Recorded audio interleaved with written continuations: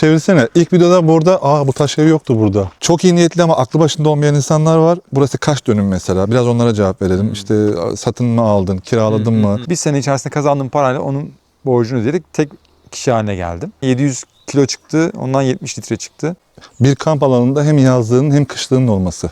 Yani isteyerek olmadı ama Böyle küçük baş hayvancılıkla turizmin beraber gittiği bir köy.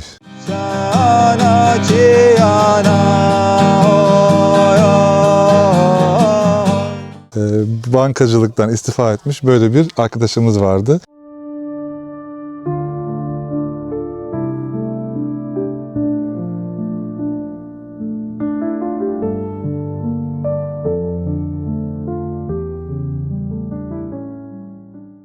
Türkiye'nin lider su arıtma markası Aura Sebilon Unique sunar.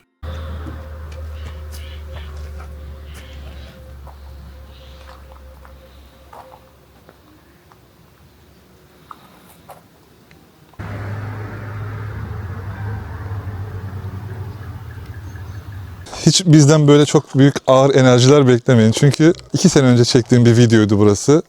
O istasyonu hatırlayanlar bileceklerdir. Bankacılıktan istifa etmiş böyle bir arkadaşımız vardı. 2 sene sonra ara ara tabii ki geliyoruz ama buraya gelince kendimi böyle çok böyle bırak diyor sanki. Burası hani kendini bırak Murat diyor adeta. O yüzden böyle sessiz sakince, çünkü izleyenlerimiz de çok bizim videolarımızı sakin olarak izlemek istiyorlar. Sakince başlıyoruz videomuza. Acaba Ayhan Ayaz ne hale geldi? çok şükür. Yani şu hale geldim demek lüksüne sahip değilim ama halimden çok memnunum diyebilirim. 2 sene önce seninle tanıştık. Aslında yolculuğa 4 sene öncesinde çıkmıştım. Ve daha yepyeni bir başlangıç varken seninle tanıştık. O başlangıcın üzerinden bu 3 sene 3. sezonum bitti tam olarak. Her şey başladığı günkü hayaller neyse aynı hayallerle devam ediyor. Yani onu yaşamaya devam ettiğimi düşündüğüm bir yerdeyim. Tabii çok şey değişti. Hem kişisel olarak hem yerle ilgili ve böyle bir yerde uzun bir süredir ilk defa yaşam deneyimi yaşamış birisiyim artık. Hepsinin vermiş olduğu böyle bir sürü yepyeni kapılar, yepyeni açılımlar var. Şimdi oralara doğru açılan kapıların içerisinden geçiyorum. Yani dalgalanmalar da oldu. Çok derinliği olan birisisin. Biliyorsun, seninle konuşuyoruz, böyle güzel sohbetler yapıyoruz falan, hayata dair, varlığımıza dair vesaire. Biraz böyle hem senin derinliğinden bahsedeceğiz hem de tam yaşamın içine de dokunmamız lazım. Yani matematiksel verilerle tabiri caizse. Ya sonuçta tamam, derinliği olan insanlar da sonuçta yiyor, içiyor, tıraş oluyor, işte karnı acıkıyor. Buyurun efendim. Ondan sonra işte hesaplar var, bir geçim derdi var vesaire. Onlarla böyle harmanlanmış Ayhan Ayaz 2 sene, 3 sene içinde ne hale geldi gibi. Evet, kamp alanı işletmiştin. O zamanki rakamlar işte 300 bin lirada yola çıkmıştın. Hani insanlar bunu merak eder ya. Evet, evet. Ondan sonra buraya aldı mı, ne yaptı falan. Öyle bir geçelim tekrardan. Senin kaldığın yer burası. Bu arada güneş mahvetmiş oraları. Evet, yani bunlar mesela öğrendiğim şeyler. Değil mi? İlk videoyu hatırlayacak mısınız bilmiyorum ama burada şarkı söylemişti ilk videoda. Bu renkte değildi tabii ki. Tabii güneş. Evet, sene başlarını zımparalayıp cila yapıp ondan sonra tekrar eski haline geliyor. Her sene bakım yapmak gerekiyor. Evet. Bir çocuğa bakmak gibi bir şey yani. Bunu da burada deneyimliyor insan. Hey bana bakın. Hey bana bak. Affedersiniz. Bana bak.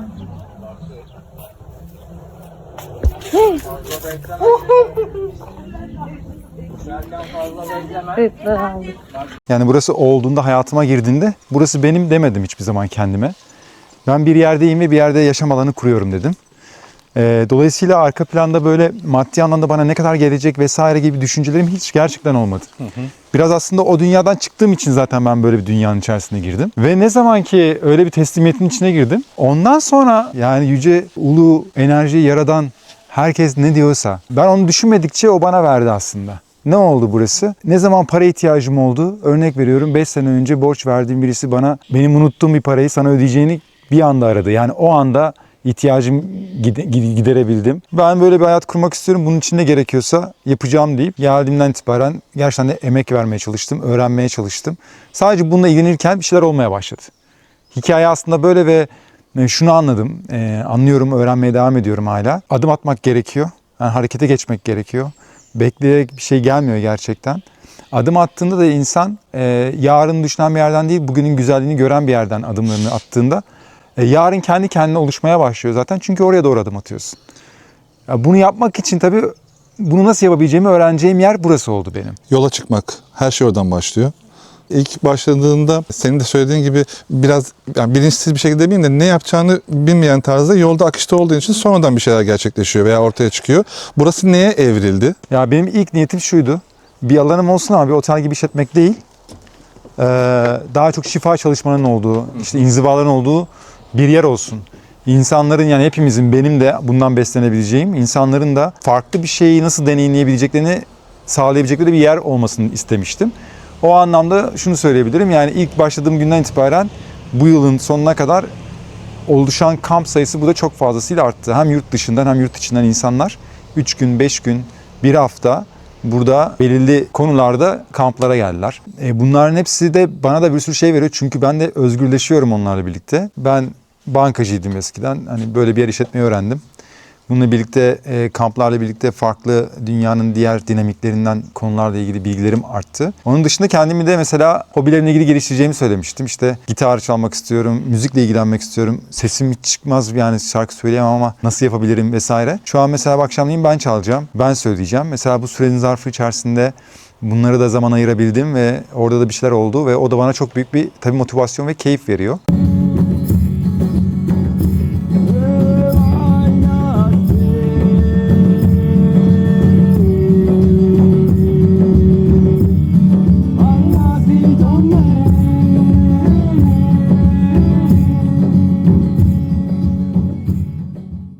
Şortu getirdin mi sen bu arada?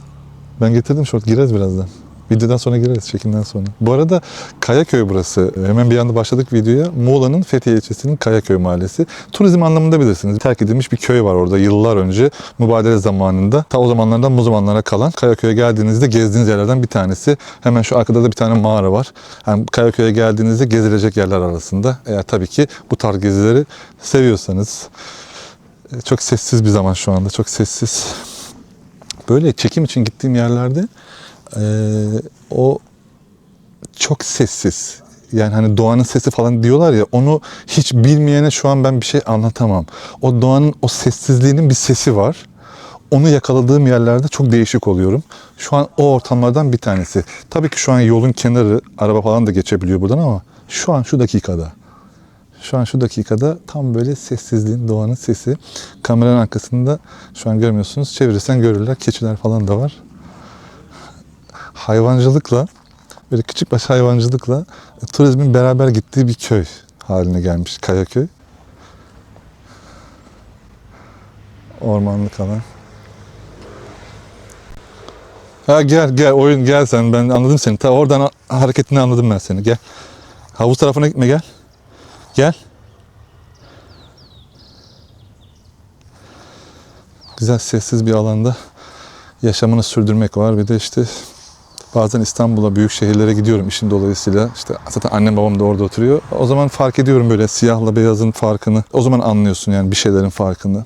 Benim için de hem yaptığım iş anlamında da iyi oluyor tabii ki oralarda bulunmak ama sessizlik çok değerli herhalde ya, sakinlik. Onu hak etmek için de büyük bedeller ödemek gerekiyor. Bazısı ödüyor, bazısı ödemiyor. Bu arada formun falan da iyi yani. Ben iyi gördüm seni. Böyle gözler çekik, böyle çok yakışıklı, güzel bir hale gelmiş. Saçlarını da bu arada hep topluyordun. Böyle daha da farklı olmuşsun ha. Güzel olmuş yani. Bugün böyle ya. Valla yemek alışkanlığım değişti.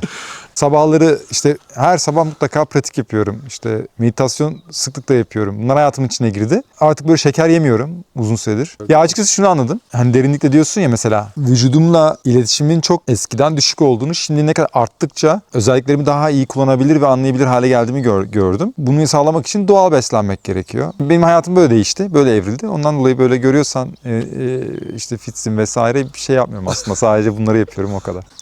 Bu arada konaklama yerlerini fazlalaştırmışsın. 2 tane karavan koyduk. Ağaç ev var mıydı senin zamanında bilmiyorum ama ağaç ev geldi. Tam hatırlıyorum. Vardı o. Var mıydı? Burası da vardı. Tamam. Bunlar vardı. Platformda biraz değişiklikler oldu. Evet. İşte buraya dek yapıldı. Şu tiny house geldi. O da şu an ben kalıyorum onda. Yani kışın bunda kalıyorum. Yazın bunda kalıyorum. Bir kamp alanında hem yazlığın hem kışlığın olması. Yani isteyerek olmadı ama Özür dileriz ama. güzel oldu yani. Ben de evim oldu. Daha önce burada kalıyordum. Ya şöyle, bir insanın başına ne gelmişse onu hak etmiştir. Genelde öyle oluyor. İyi veya kötü. Hep öyle bence. Yani Ne yaşıyorsak istemiştir, evet. Aslında biz hak etmek derken yani biz yaratıyoruz onu. Burada bir tane zeytin var numunelik. Alıyor musun? Buradan bir şey çıkıyor mu? Zeytinler toplandı. Tam zamanı şu anda. Evet, dün toplandı. Çuvallar orada. Biz 2 sene önce yaptık. Daha bugün bitti yani o yağlar. Buradan ne kadar çıktı? 70 litre çıktı toplam bu alanda. 25 tane zeytin ağacı var. Ben de hiç bilmeden toplattım yani. 700 kilo çıktı. Ondan 70 litre çıktı. 63 litresini bana verdiler. 7 litresini verdik. Tamam. 60 litre sana hayli hayli. Zaten tek başına burada eritemezsin ama Bir de bunlar böyle ilaçsız falan ya. Çok güzel bir zeytinyağıymış. Şansa. şu an kamerayı tutan arkadaşımın acayip bir zeytin bilgisi var yani. Onun da kendi bahçeleri var. Ben zeytinyağı alacağım yer belli. İnsan çok iyi bildiği, yaşadığı, çok güvendiği yerde komünitenin olması kolay. Bir problem yok. Herkese her şeye ulaşabiliyor ama yeni taşındığı bir yerde, hiç bilmediği bir yerde işte zeytinyağcısı kim, muhasebecisi kim, dişçisi kim, ne bileyim gömlekçisi kim, işte bilmem berberi kim falan bu komüniteyi kurması zaman alıyor. O yüzden bunları oluşturabilmek çok değerli bir şey yani. Kesinlikle. Bir de gıda anlamında hepsini bir kenara koy, gıda ve sağlık anlamında şu an her şeye ulaşmak çok zor olduğu için, yani kötüsüne ulaşmak çok kolay olduğu için doğrusunu bulmak çok zor oluyor. Evet, doğru. İlaçsız bir zeytinyağı hemen kapının dibinde yani. Harika. Ve şey de çok önemli dediğin gibi yani yaşadığın yerdeki diğer insanlarla ilişkilerin çok önemli burada böyle yerlerde. Bir şeye ihtiyacın olduğu zaman hemen bir komşu sana yardımcı olabiliyor, bir arkadaş sana yardımcı olabiliyor. Bizim burada müthiş muazzam bir ortam oluştu. Birbirimize inanılmaz desteğiz yani. Çok şükranla doluyum buradaki bildiğim, tanıdığım yeni etrafındaki insanlara, arkadaşlara, dostlara. Aynı frekanstaki insanların birbirini bulması çok güzel bir şey, değerli bir şey yani. Zeytinleri, şimdi benim arabam yok. Bir motor alabildim bu süreç içerisinde bu arada. Hayırlı olsun. Eyvallah. Mesela arabam yok. Zeytinleri Engin abiye rica ettim, örnek veriyorum. O da Yel Değirmeni bungalov evlerinin yerin sahibi. Dedi ki pick-up'ı al, arkasını yükle götür, bütün gün sende kalsın getir. Mesela arabasını veriyor hani. Zaten bunlar normalleşti bizim için yani garip gelen şeyler aslında eskiden. Burada da konaklama yapıyorlar. Tek tek bunları koymuşsun. Bunları zeytin ağaçlarının arkasına yerleştirdik. Daha önce ön taraftılardı. Şunlarda kaldıkları zaman insanlar yazın sıcakla ilgili bir şeyler söylediler mi sana? Klima var içinde. Mesela biz müşteri gelmeden yarım saat önce bize haber versin istiyoruz. Haber veriyoruz onlara ki gelip başlatalım klimayı. Çünkü mesela öğlen 2'de 3'te geldiklerinde inanılmaz bir güneş, Fethiye'nin sıcağı, içerisi sıcak oluyor. Biz önden çalıştırıp o havayı sağlıyoruz onlara. Anladım. Sonrasında problem yok. Akşamları zaten çok serin yani, çok güzel. Peki senden duyalım. Buraya geldiklerinde, Karaköy'de konakladıklarında insanlar nereleri geziyorlar? Bir haftayı nasıl değerlendiriyorlar? Kayaköy'de yapılabilecek çok şey var bence. Her tarafı orman ve dağlarla çevrili. Yürüyerek gidebilecek 3 tane koy var mesela. Araç yolu yok. Ve çok güzel bir ormanın içerisinden geçip o koylara gidiyorsun. Bakir koylar bunlar. Darboğaz, Soğuk Su. Gemiler koyu var ondan sonra. Evet. Afkule Manastırı var yine orman içinde. Hikayesi de çok özel bir hikaye. Bakabilirler. Tarihi bir yer orası var. Büyülü orman dediğimiz bir yer var. İşte kaya mezarlıkları var. Zaten yürüyüş olarak eski Likya yolunun başlangıcı burası. Antalya'ya kadar buradan başlayıp gidiyor. Bu arada Likya yürüyüşü yapmak isteyenler oluyor. İşte hani Haziran'da mı yapayım, Temmuz'da mı yapayım veya işte iş yerinden en fazla 20 gün izin aldım, o da Haziran ayında falan gibi. Bazen de Eylül-Ekim ayında yapmak isteyenler oluyor. İşleri ona göre uygun oluyor ve serinliği seçiyorlar. Dolayısıyla Likya yürüyüşündeki insanların da konaklayabildiği yer. Değil mi? Geliyorlar. Geç noktası burada. Geçiyorlar, kalıyorlar, devam ediyorlar. Yarın da başka yerde kalıyorlar. İşte falan bugün bir gibi. ekip var mesela öyle. Bütün odaları bir günlüğüne aldılar. Onun dışında at binilebilir burada mesela. O da çok güzel oluyor. İşte safari yapılabilecek ATV'ler var. Yani köy içinde böyle hem tarihi hem macera hem doğa hem deniz. Fethiye'ye girmek için o uzun bir yola giriyorsunuz ya. Orada yol kenarlarında göreceksiniz bu Medine hurmalarını. Evet. Bu Yüksek olduğu için ağaçlar uzanamıyorsunuz ama burada bak direkt hemen yanındayız. Şu an zamanı. Bazıları kesildi, verildi, dağıtıldı. Bazıları da daha duruyor. Çok güzel bir görüntü oluşturmuş. Bu da bu sene, evet. Bu da bu sene verdi ilk defa bu arada. Ben geldiğimden beri ilk defa görüyorum bunu. Yani büyümesine şahit olmak da çok güzel. O süreci görüyorsun, evet. Çiçeklerin, bitkilerin aynen. Likya da büyüdü. Bunun ismi de Likya değil mi? Evet. O da sakin. Yaşadığı yer gibi. İnsan yaşadığı yerin kalıbının içine giriyor değil mi? Mesela çayı bardağa koyuyorsun, bardağın şeklini alıyor. Evet. Coğrafya kaderdir sonucu mu çıkartıyoruz buradan? Öyle mi denilebilir? Coğrafya kaderleri nasıl yorumladığımıza bağlı aslında biraz. Sayın Bankası beyefendi. Ara ara aklına geliyor mu? Böyle mesela bir şey yapıyorsun veya tam seanstasın, sonra bir derinlik yaşıyorsun veya misafirlerin var veya burada bir servis yapıyorsun. O anda bankadaki o zamanların geliyor mu aklına? İnan hiç gelmiyor. Yani. Gitmiş, silinmiş mi Yok senden? yani hani silinmedi tabii. Orada duruyor ama hatırlayamıyorum mesela. Orada ben niye oturdum o kadar? Ne yapıyordum? Gitmiş yani o artık. O dünya benim için kapandı gibi bir dünya. Evet orada duruyor ama hatırlamıyorum Yok. yani. Sadece şu oluyor bazen. Mesela o kadar güzel bir yerdeyim ki. Bir yürüyüş yapıyoruz mesela akşam ay ışığında ormanda yürüyüş yapıyoruz. Bazen gece böyle yürüyüşler yapıyoruz. Diyorum ki ben bu saatte gündüz yürüyüşlerimizde falan bu saatte bilgisayarın başında şu anda bir şeyler yapıyordum eskiden diyorum. Ve benim için böyle bir dünya yoktu mesela. Hani bu yoktu. Sadece o vardı yani ertesi günde kalkıp onu yapacaktım yani hani. Evet. Ve bunu daha nasıl yapabilirimi düşünen bir zihnim vardı. Şu an tabii o gitti. Şu an bambaşka bir yerde deneyimler yaşıyorum. Bazen uzun süredir görmediğiniz arkadaşlarınızı yıllar sonra bir yerde görüyorsanız dijital mecra olabilir. Karşılaşmış olabilirsiniz. Veya sahilde veya bir havuzun başında görmüş de olabilirsiniz. O biraz değişmişse ya çok değişmişsin Ahmet, Mehmet, Merve demeden önce bir düşünün bence. Yani o bambaşka bir hal yaşamış olabilir. Dünya görüşü değişmiş olabilir yani. Çünkü yaşıyorum bunu. Çok fazla yaşıyorum yani. Ben de inan çok değiştim gerçekten. Çok değişmişsin Yani ya. çok şükür. Çok değişmişsin. Şimdi Ne olmuş sana ya falan derler ya. Şimdi de şeye merak saldım aslında. Biraz böyle artık iş güçten ziyade burası okey. Daha kişisel olarak dünyada mesela Amazonlara gidiyorum şimdi. Mesela oradaki kabilelere merak saldım. O da ayrı bir konu yani. Orada Ne çekti oradan seni? Hani inanışları mı, müzik tarzları mı, yeme alışkanlıkları mı, yaşam tarzları mı? ben şunu inanıyorum. Yani biz insan olarak yaşadığımız zorlukların en büyük nedeni düşündüğümüz hayatın içindeki korkularımız, endişelerimiz, yarattığımız kendi endişeler ve korkular. Fakat yaratılan hayat zaten aslında bir illüzyon yani. Gerçekten bize öğretilen bir hayatın içerisinde yaşıyoruz. Ama dünya binlerce yıldır var. Şimdi binlerce yıldır var olan bir dünyada biz küçük bir zaman dilimindeyiz. Kabileler bozulmadan binlerce yıllık bilgi ve birikimlerini hala ormanların içerisinde 3 günde gidebildiğiniz ormanlar bunlar. Böyle arabayla gidemiyorsun. Gittin sen. Ben gittim. Geçen sene gittim. Bu insanlardan hayatla ilgili düşüncelerini merak ettiğim için gittim. Yani nasıl bakıyorlar hayata? Nasıl yaşıyorlar? Mesela bu sene de gidiyorum şimdi. Diyalog kurabiliyor musun? Hangi dilde konuşuyorsun? Onlar Portekizce konuşuyorlar. Diğer insanlarla da iletişim halindeler zaten. Dünyada ne olup bittiğini de bilen bir yerdeler. Kutsal bilgileri var. Tek dayanakları doğa. Yani doğa bize her şeyi söylüyor ve öğretiyor. O yüzden mi kendimizi rahat hissediyoruz onun içinde? Bir parçamız onlar kadar bilinçli olmayacak şekilde içinde. Biz doğanın bir parçasıyız aslında. Doğa var, biz bir parçasıyız. Doğaya baktığın zaman şikayet eden bir tane canlı göremezsin. Bir tane göremezsin, bir tane. Şunu dalını koparayım şikayet etmiyor yani. Yoluna devam ediyor. Bizim de hayatımızda bazen bir şeyler oluyor. Yolumuza devam etmek de var. Veya o oldu bana Sızlanmak diye da var. sızlanmak da var. Şimdi doğa sana her şey söylüyor bak mesela yoluna devam ediyor. Bütün doğadaki her şey istisnasız. Yiyeceğimiz içeceğimiz oradan geliyor. İlacımız oradan geliyor. Yani her şey. Evet. Şimdi diyor ki yani biz ne kadar çok şey alıyoruz oradan. Biz ne veriyoruz oraya? Biz kendi içimizdeki doğadan uzaklaştığımız zaman mekanikleşiyoruz, robotlaşıyoruz. O illüzyonun içinde var olmaya çalışıyoruz. Halbuki varsın zaten buradasın. Al nefesini. Bak bir çiçeği muazzamlığı gör, görkemi gör yani. Sonra tekrar kendine bak. Ben ne yapıyorum? Bizim hayatımızda olan birçok şey onların hayatında yok. Onlar bunun farkındalar değil mi? Yani bizim operasyon haline getirdiğimiz veya hazırlandığımız, inanılmaz zaman harcadığımız birçok şey onların hayatı böyle yüzeysel bir şey. Anladım seni. Daha basit bir hayat yaşıyorlar. basit yani. Çünkü karmaşıklık daha az. Evet.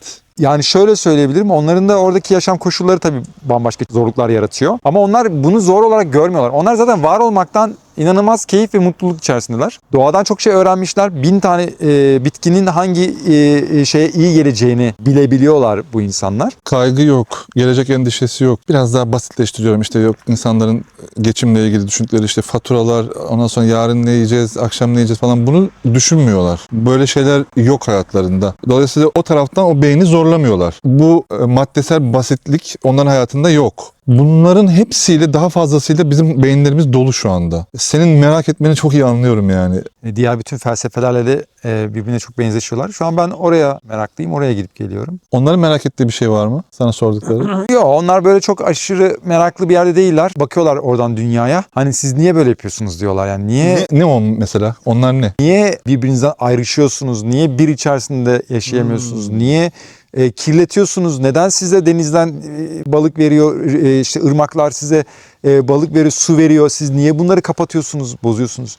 Niye de birbirinizden daha önde olmaya çalışıyorsunuz? Yani niçin bunu yapıyorsunuz? Mesela onların da sorduğu soru bu, yani niye böyle yaşıyorsunuz diyorlar bize. Evet ya. Tamam mı? Ne enteresan. Onlar kendi içinde sen kimsen ben de oyum yani. Hiçbirimizin birbirimizden farkı yok. Bir tane ağlayan çocuk görmedim. 24 saat çalışıyorlar. 2 yılda 3 milyon ağaç dikmişler. Şu an onları konuşuyormuş gibi oluyor ama aslında hayat konuşuyoruz. Ve dünyaya şunu anlatmaya çalışıyorlar. Aslında hani bir önce insan olmanın ne demek olduğunu gördüğümüzde ve doğayla bağ kurabilmeye başladığımızda hayatımızın nasıl değişeceğini biliyorlar. Ve şu an dünyada çok daha fazlasıyla paylaşmaya başladılar. Bu arada grupların dışında normal çocuklu aileler falan da gelebiliyor mu? Tercih ediyorlar mı? Yoksa bir duvarın oluştu mu? Yok, hiç oluşmadı. Herkese De açık. Hatta hayvanlara da free burası. Sadece gelenlerden bazen hayvan yemi de getirir misiniz diye rica ediyoruz. O kadar. Herkese açık. Çok çocuklu ailede geliyor. Bunu da çok seviyorum. Yaban mersini. Tam da şu anda o kokusunu vermiş içine. Güzel. Sever misin sen yoksa? Severim. Severim ve çok faydalı olduğunu biliyorum bunu. Evet. Çok güzel ya. Çoğu sevmeyen insan da biliyorum da ben Onur elini uzattı bana da ver dedi. Bunları böyle smoothie'lerin içerisine koyup blenderladığın zaman çok güzel esans veriyor mesela. Evet, şu an çok ağır bir kokusu var, baskın bir tadı var yani. Yaban mersini. Şöyle. Yolda olmak güzel. Yeni insanlarla tanışma umudu beni canlı tutuyor. Sürekli yeni insanla tanışacağım, ondan bir şey öğreneceğim diye hep yollardayım. Yollardaki insanların o yaşam değiştirme durumları benim dikkatimi çekiyor ve onu videolaştırıyorum. İnsanlar da o maddesel durumları merak ederler. Çünkü ülkemiz başka bir formda olduğu için. Burası kaç dönüm mesela? Biraz onlara cevap verelim. İşte satın mı aldın, kiraladın mı? Ben burayı 5 yılına kiraladım. Arsayı kiraladım. Üstündeki şeyleri şirket olarak satın aldım. O dediğim rakamlara geldi. 300 küsür. Bir tane ortakla başlamıştım o dönem. 1,5 ay sonra ortak gitti. Onun parasını bir sene sonra ödememe sağ olsun izin verdi. Bir sene içerisinde kazandığım parayla onun borcunu ödeyerek tek kişi haline geldim. 2026 Temmuz'da bitiyor. Ne olacak sonra peki? O kadar güzel anlaştığım iki insan var ki bu yerin sahibi. 18 yıl gözleme yaparak almışlar burayı. Gemide, denizde yapıyor, tekneye veriyor yani öyle. O kadar güzeller ki bana şimdiden 5 yıl daha uzat diyorlar. O yüzden benim hani 5 yıl daha uzatma şansım var. Şu an çok keyfim yerinde, o yüzden güzel gidiyor. Ama o gün geldiği zaman o günkü bana bakacağım. O günkü ben derse ki Ayhan sen şu an yolculuğun başka bir yere gidiyor, oradayım. Evet. Burası başka bir güzel arkadaşa gidebilir. Benim yolum bambaşka bir yere gidebilir. Kimse hiçbir yere bağlı değil, ben de bağlı değilim. Yani Geçiyoruz. geçiyoruz, hizmet tamamlandı, ben buradan alacağımı aldım, burası benden alacağını aldı.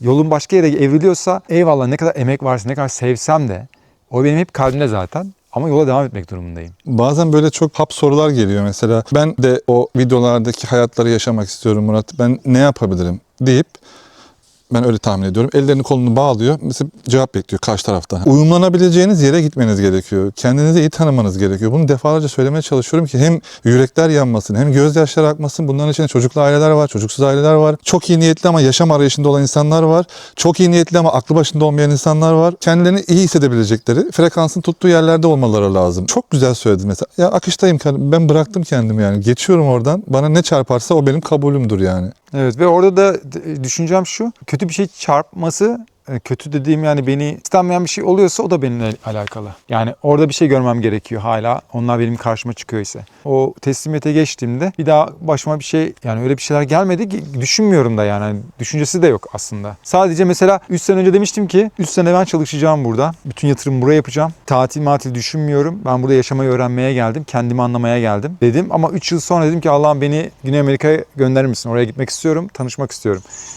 3. yılın sonunda imkan yarattı. Gerçekten de gittim. Şimdi 4. yıl imkanım oldu. Yine gideceğim. Süper. Tat almışsın ki devam ediyorsun orada yani. Nar gördüğüm bir videonun içinde nar yemeden bırakmam. Sevgili Ayhan Bey. Lütfen hepsinden alabilirsin. Hepsi de artık alın beni diyor. Evet, kırmızılıklarıyla. Çünkü ne kadar güneş aldığını buradan anlayabilirsiniz arkadaşlar, şu kırmızılığından.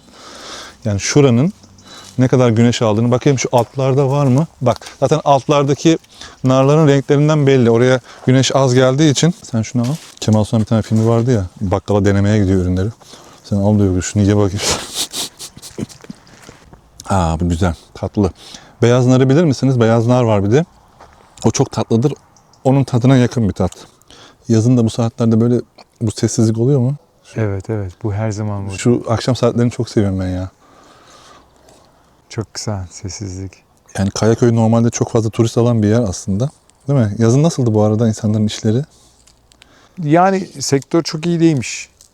Herkesin işi çok iyi değilmiş diye duyuyorum. Benim mesela bu sene güzel geçti. Çok güzel geçti. İyi geçti. Her geçen senenin üstünde geçti. Ama tabii daha zorlayıcı bir sene olduğunu gördüm yani ben de. Fiyatlar çok yüksek gerçekten. Yol Glamping'in videosunu yolda bitirelim değil mi? Hani bir fotoğraf görürsünüz ya, sahilde güzel bir koyda bir tane inek yatıyordur. Güneşleniyordur, serinliyordur ya. Havuzun yanında tavuklar falan.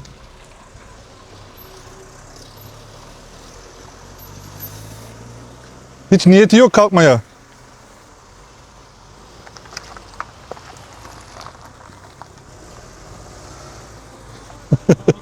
Ne güzel rahatlık ya vallahi. Bak bak. Şunu kadar rahat yaşamıyoruz ya. Bak çevirsene. İlk videoda burada bu taş ev yoktu burada. Burada şeyler vardı ya. Keçiler meçiler vardı. Burası değil miydi ya? Burasıydı ha. Tavuklar var burada. Burası herhalde birisinin arazisi. Kalmış böyle. Şu dağın görüntüsüne bakar mısınız? Kimi dağı sever, kimi denizi sever. Kimi sırtını denize çevirir, kimi sırtını dağa çevirir. Kimi dağ görmekten bıkmıştır, kimi deniz görmekten bıkmıştır. Herkes kendisinde olmayanın arayışını yapıyor. Şunları atayım tavuklara. Alın bakalım. Ah.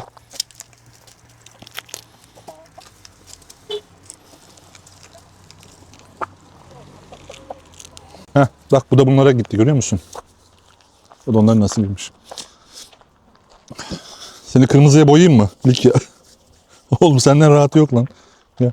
Şurası var ya. Baba Dağı orası. Teleferik için geldiğiniz yer orası. Paraşütle atlayanlar varsa bu videoyu izleyen, orası. Mendoz tarafı yan taraf, diğer taraf. Bulunduğumuz konumu iyi anlatayım diye söylüyorum. Burası Kayaköy. Her yerin bu yaşadığım coğrafyada rengini ayrı hissediyorum. Güzelliğini ayrı yaşıyorum. Her yerde ayrı renk hissediyorum. Burada da farklı. Yaptığım iş ve hissettiğim yaşam aynı yerde yani. Şükürler olsun. Bu da ekmek ayvası mı ya? Boğazda takılmayan var ya, sarı böyle yumuşak, onlara benziyor sanki.